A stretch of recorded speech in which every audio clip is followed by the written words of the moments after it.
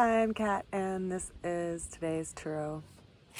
We're starting the day off with the Eight of Pentacles, which is putting our energy towards practical matters, taking care of projects, kind of putting our focal point down and our blinders on so we don't get distracted by things, and just trying to take care of some project and moving it forward.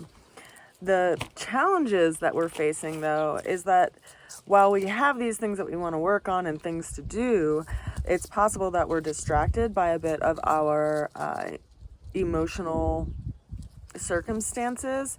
When I drew the challenge cards for the day, I had two cards come out for us. We have the Eight of Cups as well as the Chariot or the Charioteer. So this comes up for me as an energy of, we need to have discipline with where we're going and where we see that we're going, but we're getting distracted by something that perhaps isn't working out the way that we had planned, or disappointed by something and it's distracting us. So we kind of are in this emotional place of defeat, and it's stealing our energy, it's stealing our attention, and ultimately it's making us more sensitive to our situation and even calling us more so to go out and kind of abandon some situation that we're in. The way that we're going to get through this challenge for the day is the Ten of Pentacles. So this is actually putting our attention towards what our vision is, of what we're trying to create, and possibly even taking our magnifying glass off of something that seems out of place in our emotional or relationship world and putting our attention towards something more financial, practical, that's actually going to be working towards maintaining what we're trying to build in our life. Because consider that right now we have Venus that's in Virgo. So we have this loving energy that can be in an analytical light in the energy of Virgo. It can also be very attentive to self-care and taking care of matters that haven't been tended to, that kind of need some attention. But it can also be a critical eye. And so we have this energy within ourselves, and depending on where your Virgo sits in your own personal chart, this is going to show up in that place in your life. Like for me, it's showing up in my first house. So I am, kind of working on this evolution of myself, so to speak, right now, and looking at kind of some of the places that I need to tend to, T's that I need to cross, I's that I need to dot, as well as things that I need to take care of in regard to my own self-care, because Virgo is the sign that's associated with self-care.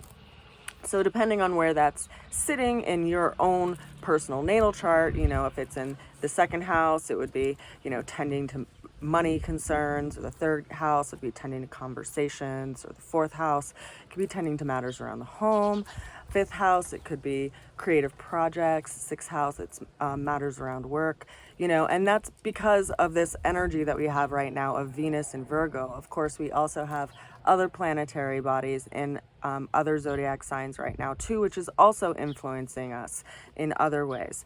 But this is the energy that's coming through today in the cards, and so it's reminding us to not be too critical and to instead be attentive and in a place of service. Now, the overall outcome for the day is the Three of Swords. Now, as you see, if you are looking at the card, it is three swords that are going through, piercing a heart with this storm that is surrounding it. Looks like a rainstorm surrounding it.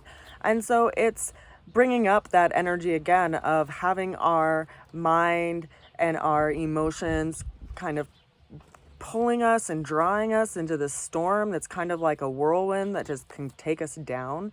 And so we have to be able to have some separation from that and some ability to just observe it and witness it in ourselves, rather than get totally sucked into it and identified by it, because it feels like such a strong force. It feels like such a strong storm.